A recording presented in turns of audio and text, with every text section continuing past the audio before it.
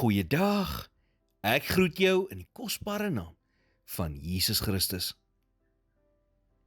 Wat die vyand ten kwade bedoel het in jou lewe, kan God in goed verander.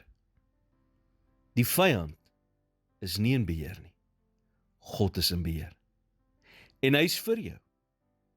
Wanneer jy hom liefhet en saam met hom wandel, neem hy dikwels die dinge wat jou teëstaan en draai dit om in iets wat seën oor jou lewe bring. Glo dit of nie, maar as God al die moeilike hoofstukke van jou lewe net uitgevee het, sou jy nie die mens gewees het wie jy vandag is nie. Sou jy nie die krag, deernis en deursettingsvermoë gehad het wat uit al daardie gevegte gekom het nie. Niemand kies moeilike tye nie. Maar as dit kom en God dit toelaat, dan is daar iets daarin wat hy tot jou beswil sal gebruik. Jy mag dit dalk nie verstaan nie. En jy mag met jou hele hart bid vir uitkoms en herstel. En dit is goed. Maar die hoogste plek van geloof is wanneer jy kan sê, leef of sterf, slaag of sukkel, ek wil hê Jesus moet in my lewe verheerlik word. Jy begin dan besef dat jou wêreld nie deur 'n huis of 'n motor of 'n bankrekening bymekaar gehou word nie. Daardie dinge vervaag. Hulle volg jou nie die ewigheid in nie.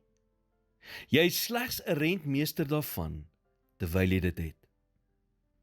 Maar wanneer jy Jesus het jy die een skat wat nooit van jou af weggeneem kan word nie.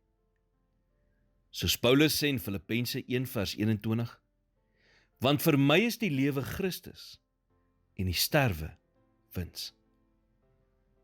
Wanneer dit lyk asof alles teen jou is God steeds vir jou.